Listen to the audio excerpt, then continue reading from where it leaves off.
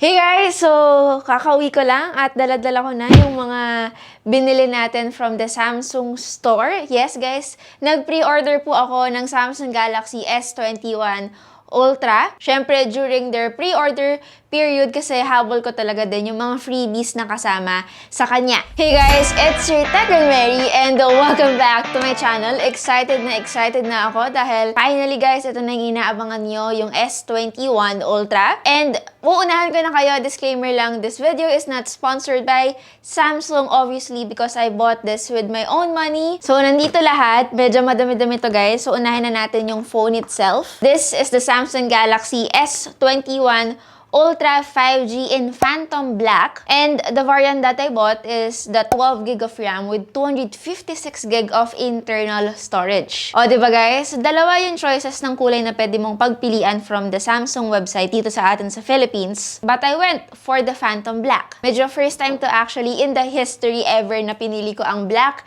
kaysa sa mas makulay na smartphone. Malalaman nyo mamaya kung bakit. Meron din tayong libreng Samsung Galaxy Tab A. May kita nyo may nakalagay dito free and it's not for sale. Meron din tayong libreng Samsung Galaxy Buds Pro. And since matte black nga yung binili ko, black din yung kulay ng earphones. And lastly, from my pre-order, meron ding libreng Samsung Smart Tag. Kung nakanood kayo ng launching ng S21 series, alam niyo na kung anong purpose ng Smart Tag. Pero sa mga hindi nakakaalam, it's basically a tracking device. Pwede mo siyang ilagay sa bag mo, pwedeng mong ilagay sa dog mo, halimbawa naglalakad kayo. Tapos, wag naman sana naligaw yung aso nyo, pwede nyo siyang i-track kung nakasuot siya sa collar ng aso nyo para, 'di ba, mahanap mo siya agad. All you have to do is connect it to your smartphone and I think the battery will last for 2 years. Ngayon, ito naman yung mga freebies na nakuha ko guys from the Samsung store mismo sa SM Santa Rosa. Meron akong libreng speaker, meron din akong libreng power bank, at since nag-pre-order nga ako guys, meron din akong libreng 2,000 pesos worth of voucher na pwede kong gamitin sa store mismo at mamili kung anong pwede kong bilhin. So, I opted for the Samsung Galaxy S20 Ultra silicone case and a USB Type-C headset jack adapter. So, itong lahat ng to guys ay nakuha ko from just pre-ordering the Samsung Galaxy S21 Ultra. Again, kahit na medyo pricey yung Ultra, to be honest, medyo masarap sa pakiramdam kung ganito naman kadami yung mga freebies na makukuha mo from pre-ordering sa website nila. Anyway, maglikpit na tayo in 3, 2, 1. Ayan, so ito yung mga tinira ko guys sa table ko kasi ito yung lahat na i-unbox natin ngayon. And again, this video is just my first impressions at hindi pa ito yung review kung nag-expect ka man.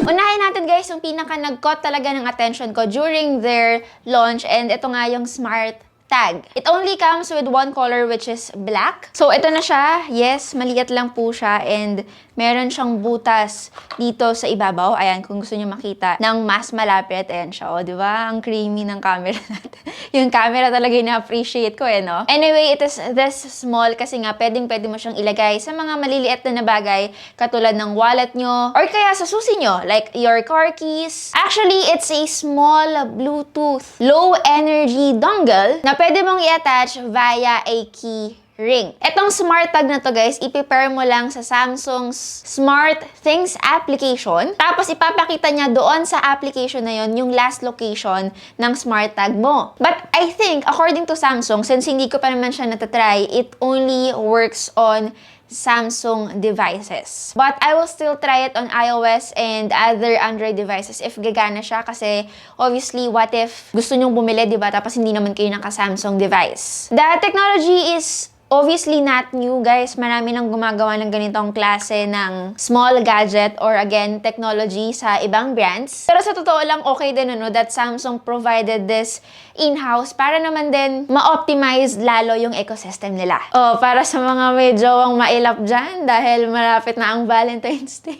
Kung kayo ay nagdududa. Hindi, wag ganun guys. Tiwala lang tayo, tiwala lang. Next is of course the Samsung Galaxy Buds Pro. Again, nakuha ko to ng free and this one is in black. Hindi pa ako nakakakita nito in person pero sana matte black din siya katulad ng phone. So upon opening the box, it comes with this small cardboard. Tignan natin kung anong laman sa loob. We have the Paperworks USB Type-C charging cable. At meron pa po siyang napakaliit na box at dito naman nakalagay yung ating ear tips. At meron siyang dalawang extra pairs inside. Aside from that, ito na yung pinaka-earbuds itself natin.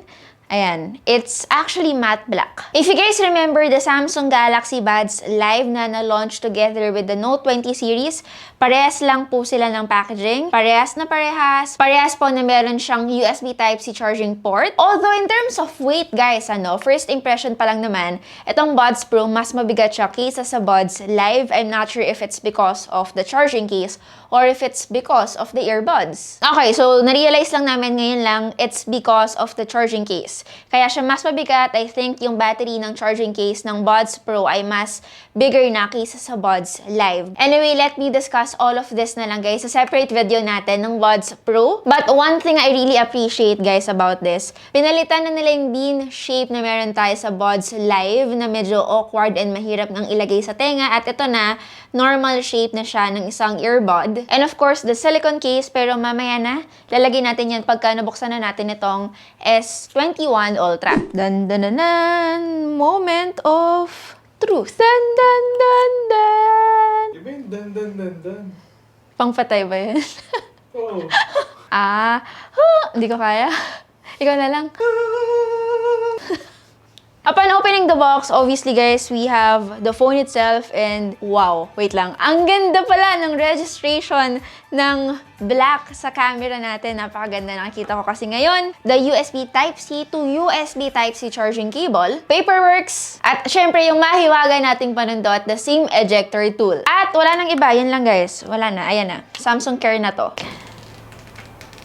May isa pa siyang plastic and actually it's also black. By the way guys, na-notice ko lang na yung pinaka-cover ng plastic niya, okay lang na alisin nyo siya kasi meron naman na siyang built-in screen protector sa kanya. Napakaganda guys ng Phantom Black. Kita nyo naman litaw na litaw yung kulay black sa studio natin. At again, parang yung smartphone na to, it feels like it's made for MKBHD because of matte black everything. Parang sa kanya talaga ginawa itong smartphone na to. So kung fan kayo ni Marquez or again ni MKBHD, you might wanna consider getting the matte black instead. And thanks to our sponsor of today's video, D-Brand. Charot lang, nangangarap lang po. Hello D-Brand, baka naman mapansin niyo ako.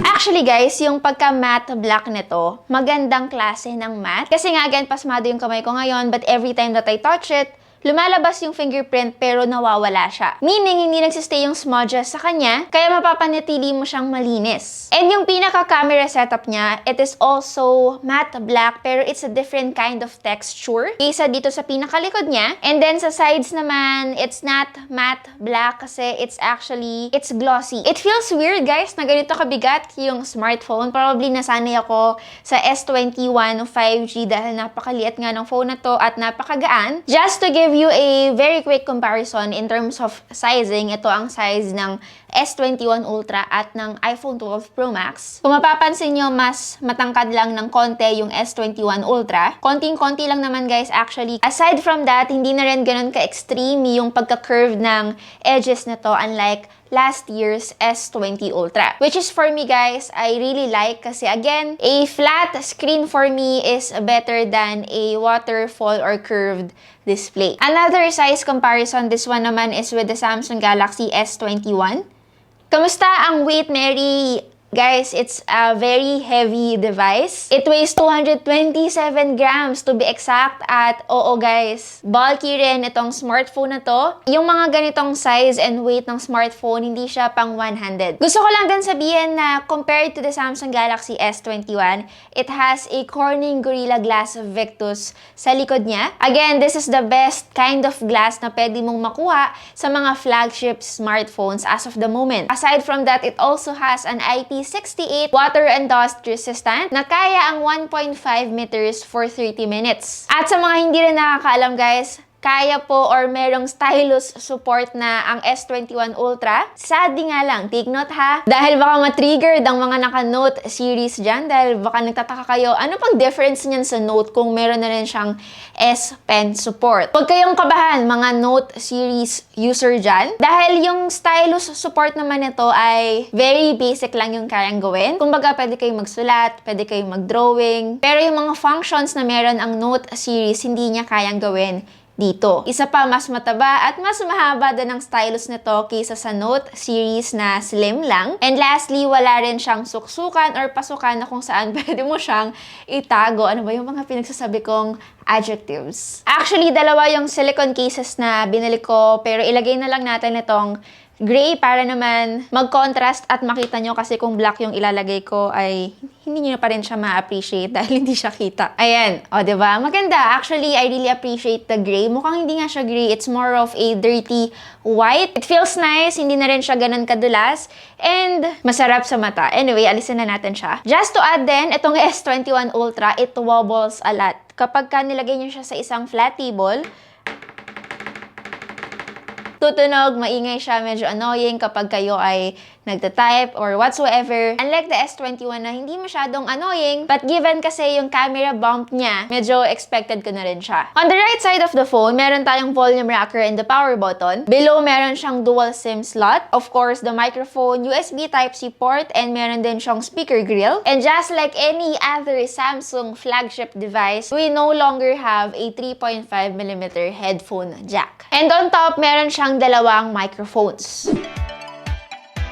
Ngayon, usapang display naman tayo. Meron lang naman siyang 6.8 inches of dynamic AMOLED display. And yes, HDR10 Plus na to. At yung pinaka-peak nit brightness niya ay umaabot ng 1,500 lang naman. To be honest, kung kayo ay nasa labas tapos ang isang smartphone ay merong peak brightness na umaabot ng 1,500, madalas 50 or 60% lang kayang-kaya na kitang-kita mo na lahat ng kailangan mong gawin sa smartphone mo. And syempre, aside from that, it already has the 120Hz screen refresh rate katulad last year. Pero ang kinaganda kasi this time, guys, pwede nating pagsabayan gamitin ang Quad HD Plus resolution with the 120Hz screen refresh rate. Yes, guys, pwedeng-pwede na yan. And just like what I said with the Samsung Galaxy S21, yung regular lang, ganito rin yung meron tayo sa Ultra, mas malaki daw, and it's actually, I think, 50 times faster than last year's. To be honest, with the S21, hindi ko siya masyadong na-notice. But I like that it's bigger now,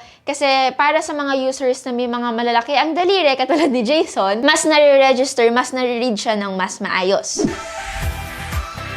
Aside from the display, ang pinaka-importanteng parte ng smartphone na to ay syempre yung set of cameras niya. It has a 108 megapixels f1.8 aperture for the main camera, a 10 megapixels periscopic telephoto lens with 10 times optical zoom and 100 times digital zoom, a 10 megapixels telephoto lens with OIS and 3 times optical zoom, and a 12 megapixels f2.2 aperture ultra-wide lens. And then for the front camera, it has 40 megapixels. So, trinay namin outdoor itong Samsung Galaxy S21 Ultra. And yes, it has 5 cameras and 100 times zoom range. And this time, actually, na-impress talaga kami sa smartphone na to. Actually, ang nakatulong talaga, guys, every time na we use 30 times and 100 times is yung bago niyang tripod lock feature na nakakatulong doon sa viewfinder na hindi siya masyadong pagalaw-galaw or alam niyo yun, malikot. Na naging problema ko talaga previously from the S20 Ultra. And sabi ko nga kanina, meron siyang dalawang telephoto camera. Malamang iisipin nyo, it's too much. Pero guys, ang sasabihin ko lang, they have different perspectives kasi.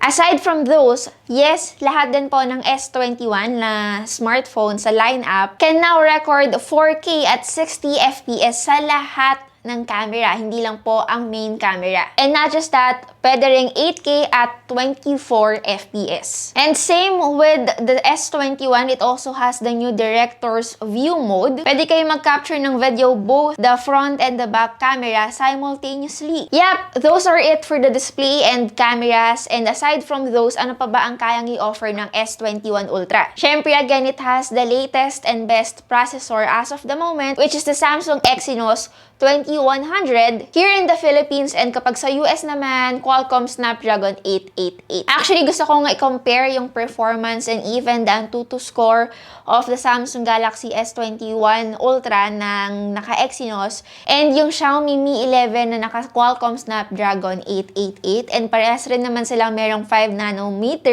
chipset. So baka gawin natin yan sa review video.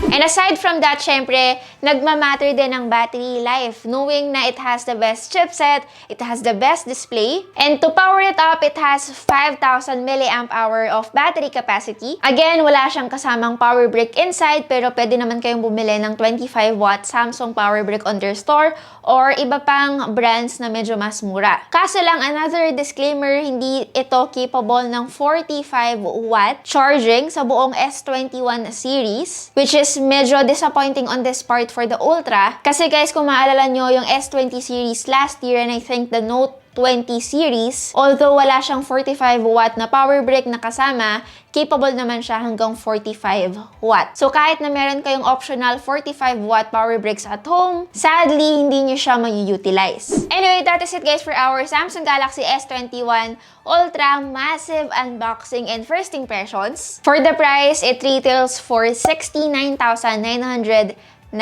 pesos. To be honest, for the price and para doon sa mga nakuha kong libre, it's actually worth it for me kahit na hindi ko pa siya masyadong nagagamit. Bakit? Yung freebies pa lang guys, I think it's around 20,000 worth already, and parang binayaran mo na lang yung smartphone ng parang 50,000. Anyway, that is it guys. Again, I have yet to fully try the S21 Ultra, so hindi ko talaga siya totally masabi if you should buy and get and splurge, because again, start pa lang po ng taon, marami pang lalabas ng smartphone, so it's really hard to say na talagang go, push it, bumili kayo, mag-upgrade kayo. Lalo na kung naka S20 Ultra ka pa. Again, it's your Tagal Mary, and see you on my next video. Bye guys!